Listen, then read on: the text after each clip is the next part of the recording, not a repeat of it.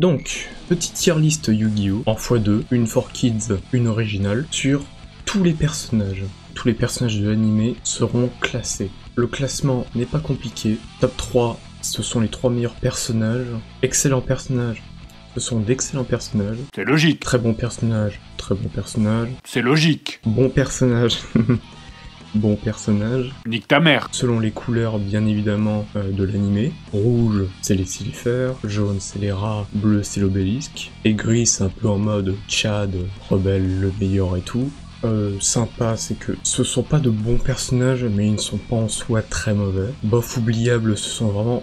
C'est pas de mauvais personnages en soi, les buffs oubliables, mais il y a beaucoup mieux, et surtout, je les oublie rapidement, c'est vraiment pas des personnages qui deviennent en tête, pas des personnages super intéressants, ils sont même pas neutres, parce que la neutralité, ça serait plus le sympa. Et mauvais, ce sont des personnages qui sont vraiment très mauvais, d'ailleurs, pour commencer, ce qu'on va faire, où est-ce qu'elle est cette salope? Elle se cache. Voilà, et pareil pour l'autre. Hop, voilà. Donc, deux classements. Classement original, classement for kids. C'est parti, on peut commencer à s'amuser.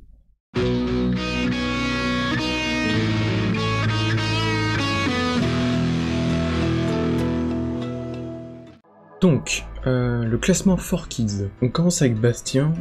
Bastien, c'est un personnage qui est très appréciable dans la saison 1, qui commence à être moyen, peu vu dans la saison 2, pour au final quasiment disparaître dans la saison 3. Donc c'est en soi, pour moi, un très bon personnage, car la saison 1 est toujours une saison qu'on garde en esprit. Les Ojama sont la mascotte de Yu-Gi-Oh! GX. Surtout pour le jaune, de très bons personnages. Ojama jaune sera un excellent personnage, mais le vert et le noir les mettent en bons personnages. C'est vraiment Ojama jaune qui fait tout. Quand j'étais petit, mon préféré c'était Ojama vert, je le trouvais trop gentil.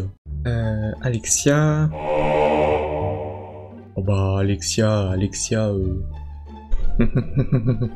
C'est disons... un excellent personnage, car elle a des atouts. Elle a de très gros atouts. Alors là, on arrive avec deux gros boss. Les deux, sans hésiter, vont dans excellent personnage. Jessie, c'est vraiment le... Dès le premier épisode, il se met en bouche. Parce que à la rigueur, Chad, le niveau premier épisode, il est vraiment pas fameux. Honnêtement, Jessie, dès le premier épisode, tu ne peux que l'aimer. C'est un personnage vraiment très intéressant, surtout que moi, je suis un gros fan des bêtes cristallines. Donc lui, il va dans excellent personnage, alors que en une seule saison, pour vous dire le bon niveau. Et Chad, Chad, c'est le Vegeta de service. Si tu aimes Vegeta de Dragon Ball Z, tu aimes forcément Chad. Personnage méchant, froid, qui veut être le meilleur, qui veut être meilleur que Jaden. Un des personnages principaux, le Dark, quand t'es gosse, quand t'es ado, quand t'es emo, tu l'aimes. On va passer rapidement les épisodes, un épisode. Ok. Donc voici tous les personnages un épisode. On va pas diverger là-dessus, un épisode. Ça va pas plus haut que le bof oubliable. Gecko. J'ai jamais vraiment aimé Gecko. On va le mettre en sympa. Mais au-dessus de Moki. Professeur X. Enfin, là on est sur Forky, donc c'est l'avocat de Sartorius. C'est mon personnage, un épisode préféré tout court. C'est un de mes combats préférés, c'est peut-être même un des meilleurs combats, tout Yu-Gi-Oh confondu. Pas parce qu'il est vraiment en mode gros dégâts tout ça, mais parce que c'est vraiment un combat unique où personne ne perd de points de vie. C'est juste genre une stratégie très peu utilisée, sauf sur Master Duel quand votre adversaire utilise un Cancrela max. C'est en gros la stratégie que ton adversaire n'a plus de cartes à tirer. Et donc tu dois retirer le plus de cartes. Et c'est vraiment le type de stratégie qui est très peu visitée, mais qui sont excellentes. Donc pour moi, c'est très bon personnage. Alors, Isidore Rod, c'est juste pour moi un personnage sympa, au-dessus de Gecko, mais je le trouve pas du tout intéressant dans Forkies. Camula, c'est du même niveau que Alexia pour certaines choses, mais nous la mettrons juste dans les bons personnages. Le doyen Shepard, disons que dans 4Kids, avec le flashback modifié, j'ai plus l'impression que le personnage est beaucoup plus complexe. Mais dans la version originale, c'est une catastrophe. Mais dans la version 4Kids, j'ai juste augmenté un peu son niveau et le mettre en sympa. Crawler et Charlie. Je vais mettre Crawler et Charlie tous les deux dans mauvais, version 4Kids, attention, car ce sont pour moi deux personnages extrêmement censurés. Tu mets d'un côté la version 4Kids et un côté la version originale, tu n'as plus du tout les mêmes persos. C'est un véritable gaspillage, et même si Charlie version originale, il est pas meilleur, déjà il ne mérite pas d'être un mauvais personnage, genre de gros gloutons de merde. Crawler c'est pire en fait. Parce que Crawler il pardonne assez rapidement. Crawler c'est incroyable, saison 4. Alors certes, la saison 3 a pu montrer un peu plus de courage, d'empathie sur Crawler, dans la saison 3 4Kids. Au final, tu finis GX, et tu te dis juste que Crawler c'était une sombre merde. Ces deux personnages, je vais tout de suite les classer dans la version originale, donc Charlie c'est un personnage sympa, et Crawler... Oh mais j'ai de la merde dans les yeux putain. Et Crawler, il va dans... Ah putain. Est-ce qu'il mérite vraiment le rôle de excellent personnage? Pour l'instant on va le mettre dans excellent, si on doit enlever, on doit enlever. Fontaine, bon... Avec la blague au bout d'un moment c'est... Au bout d'un moment c'est plus drôle. C'est plus du tout drôle. Aster Phoenix, saison 2, saison 3, il est très bien. Et même la censure sur la mort ne le change pas énormément. Donc pour moi ça part dans excellent personnage. Bon, est-ce que j'ai besoin de faire des débats là-dessus? Jaden et Zane, c'est de très très grands personnages. Wellington c'est... un personnage recréé entièrement par la version française. Ça reste pour moi un bon personnage. Jim, excellent personnage, c'était mon préféré des 4 à l'époque. La Servante, c'est un très très bon personnage. C'est un très très bon personnage. Pegasus, ses rares apparitions sont toujours très très appréciables. Son combat est vraiment très bien. Genre combat triangulaire, je trouve ça très intéressant à faire. Donc pour moi c'est un très bon personnage. Ah putain. Ce personnage il est mauvais en version française, mais il est mauvais. Professeur allemand qui fait des cours dont personne ne vient voir. Du coup ça le fait péter un câble, tout ça c'est... Il y a aussi un peu ça en version originale mais c'est forcé dans la version 4Kids et le simple fait que Jaden ne le respecte pas et qui fait pas plus attention que ça alors qu'il le déteste normalement, pour moi c'est non. Pour moi c'est non, c'est éliminatoire. Version originale par contre, on va dire qu'il est juste en bof oubliable, mais il est pas mauvais. Le père d'Aster, disons que ça fait une des plus grosses incohérences de Yu-Gi-Oh! GX. Le fait que le père de Aster ne meurt pas. Genre il a disparu. Mais du coup c'est quoi le truc qui était à l'intérieur de la créature? En mode on se reverra et tout. C'est... Du coup il est où le père, s'il est pas mort? Genre il a disparu et... Il a été envoyé dans le royaume des ombres après la destruction de la créature, c'est ça? Je vais pas le mettre en mauvais, mais du coup ça fait un bof oubliable quoi. Et on va réparer cet affront tout de suite, en le plaçant en tant que bon personnage. Cyrus, dans la saison 1 il est en sympa, dans la saison 2 il est en bon personnage, avec la saison 3 ça le fait passer en très bon personnage. Je dirais entre X et la Servante. Alors...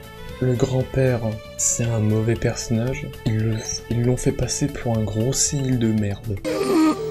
Maman, je ne veux plus de choux de Bruxelles. J'aime pas ça. Alors qu'est-ce qu'on attend pour aller visiter ce monde virtuel?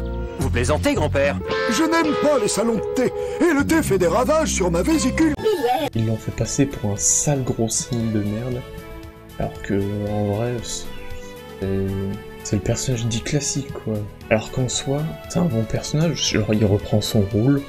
Il a pas un rôle important sur les 4 épisodes, mais ça reste un bon personnage. Alors que là, il est mauvais parce que c'est juste un vieux sénile. Et enfin, Yugi. Yugi, tu le vois une seule fois, 20 secondes. L'apparition de Yugi ne sert absolument à rien. Et donc, le top 3, bah voilà.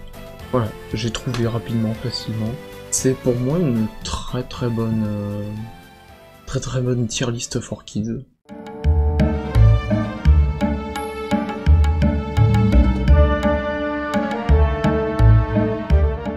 Donc, GX original. Si vous voulez les points précis, vous regardez la partie suivante. On va pas tourner autour du pot. On reprend avec les autres personnages. Donc on va refaire tous les 1 épisode. Alors, il était avant dans un épisode, parce que il apparaissait réellement que dans un épisode. Cependant, alors, déjà dans un premier temps, il réapparaît un peu sur la saison 4, très peu de temps, mais il réapparaît, donc officiellement je n'ai pas le droit de le mettre dans un épisode, comparé à tous les autres qui vraiment ils sont là que dans un seul épisode, ou alors un double épisode qui peut faire d'office un seul épisode. Mais lui, il a le pire combat qui ait jamais existé. Vraiment, c'est le plus mauvais combat. J'ai envie de classer là tout de suite Monsieur X, parce que il change vraiment. On va toujours le mettre en très bon personnage, mais très honnêtement, c'est une version totalement différente. Beaucoup plus sérieux, bien évidemment, beaucoup plus sombre. J'ai jamais trop compris pourquoi ils avaient fait ce changement, en fait. Pourquoi est-ce que tu transformes un joueur pro avec un deck considéré comme étant original, et là, il décide de dire que c'est l'avocat de Sartorius. J'ai jamais compris pourquoi. Mais en soi, ça change pas du fait que le personnage reste très beau. Camula, son histoire est beaucoup plus sombre, son histoire est beaucoup plus triste, donc pour l'instant, je la mets en très bon personnage comparé à avant où elle était en bon. Alors, Misawa, donc on va être très honnête, il passe de très bon à bon personnage. On fait des moyennes en gros, donc forcément, si t'as 0 sur la 4ème note qui était pas comptée avant, forcément ta moyenne elle va baisser, c'est tout à fait logique. En soi, là par contre, Aster, je pense qu'il peut passer juste en très bon personnage et il arrête d'être en excellent, parce que la saison 4 avec lui elle est décevante. Ouais, je vais le mettre en très bon personnage, sa saison 4 est décevante d'une façon inattendue. Un personnage qu'on avait mis en sympa et qui passe dans excellent personnage, c'est Isidore Rhodes. Déjà, il a plus d'intérêt dans les autres saisons, mais en plus, saison 4, ça tourne autour de lui. Si Jaden est le numéro 1, Isidore, désolé j'ai oublié son nom original, c'est le numéro 2. Alors, Napoléon Wellington. Donc forcément ça change énormément de la version originale, la version 4Kids. Disons que la version 4Kids respecte beaucoup le personnage, mais c'est la version française qui l'a énormément modifié. Donc là on va parler d'un sens uniquement où on parle du personnage français et pas du personnage anglais. Disons que c'est une moins grosse caricature, et il a pas un énorme accent français, mais il réapparaît pas dans la saison 4, donc on va le laisser dans le bon personnage. S'il était resté un peu durant la saison 4, il aurait eu une place en plus. Doyen Shepard maintenant.